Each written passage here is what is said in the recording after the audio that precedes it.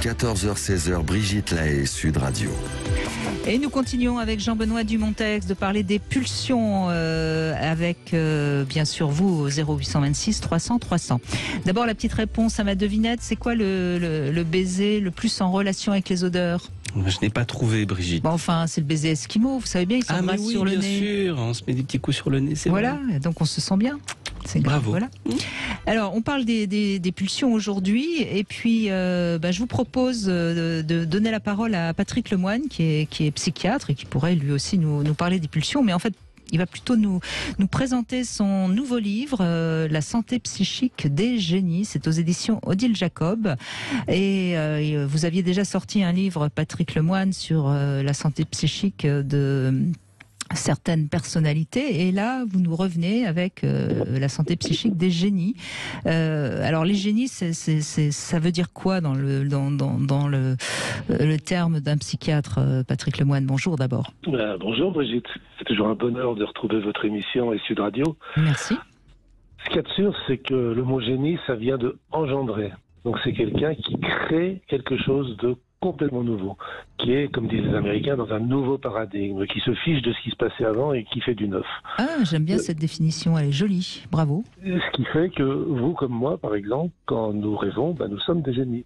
Étant donné que quand on rêve, ouais, mais comme on dort, on le sait pas, alors c'est pas drôle. C'est bien tout le problème, justement. Mais rassurez-vous, Brigitte, vous êtes génial également en dehors de vos rêves.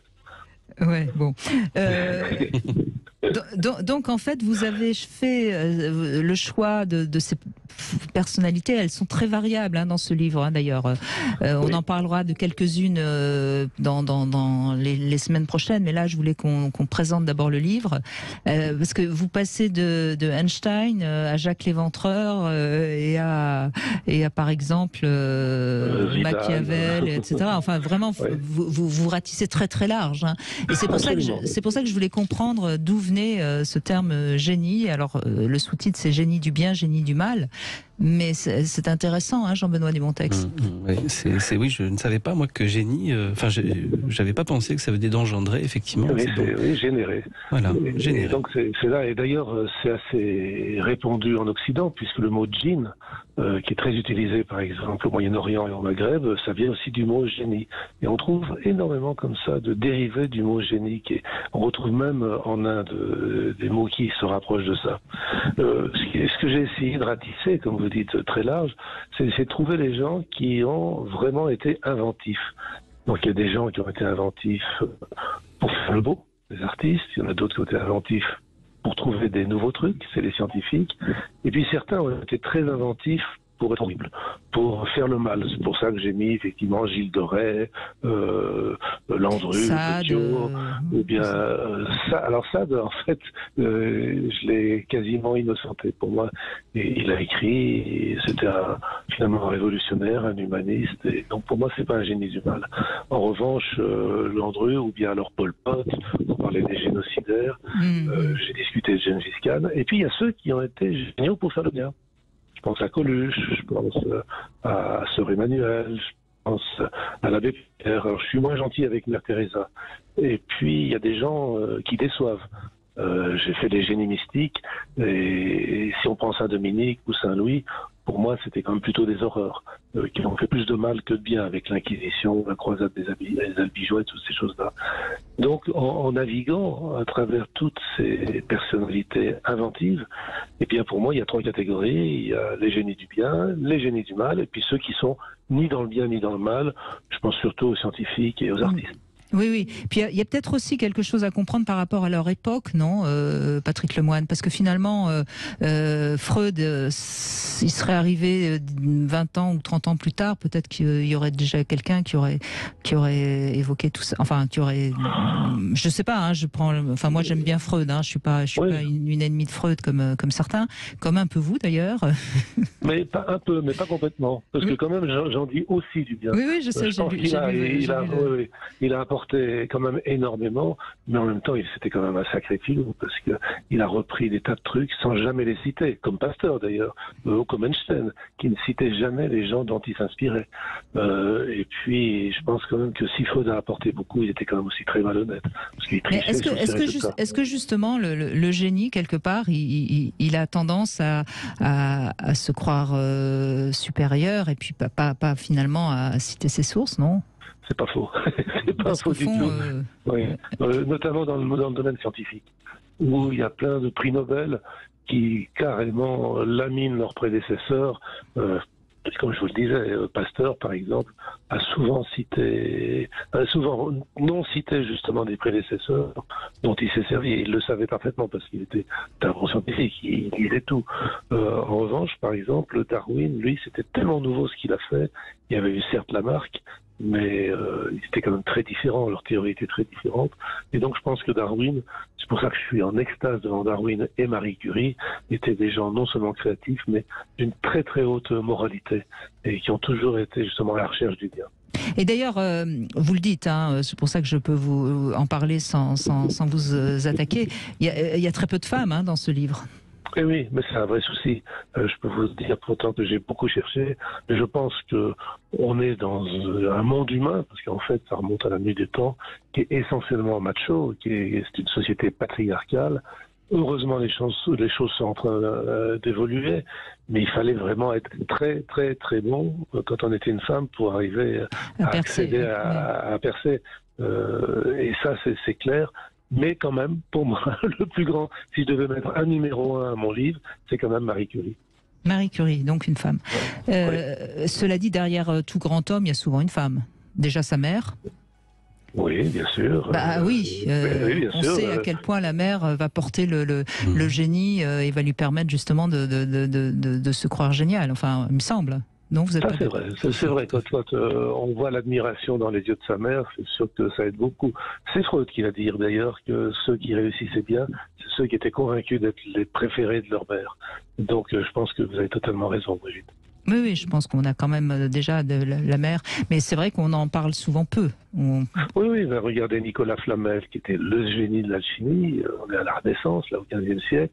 Et puis, il y avait Dame Pernelle, qui était certainement son inspiratrice, dont on a très très peu parlé. Quant à Einstein, sa femme était une mathématicienne de très haut niveau, qui a beaucoup participé à ses travaux au début, et il lui a dit qu'il était une personne médiocre, qu'elle n'avait rien à dire, et qu'elle ferait mieux d'être modeste et de s'écraser. Donc on voit que là, lui, délibérément, clairement, consciemment, il a complètement laminé sa femme qui a pourtant participé. Alors il y a vraiment toutes sortes de personnages hein, dans ce livre et on picore comme ça au gré de nos envies.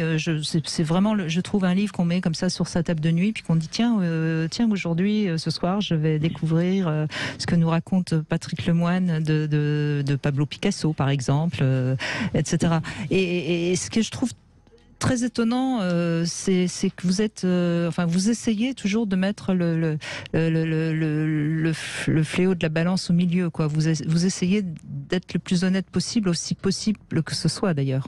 J'essaye. Vous savez, j'aime pas beaucoup les points de vue manichéens. Quand on vous demande de répondre oui ou non, on sait que la question est mauvaise. Et donc, par exemple, prenons Mao.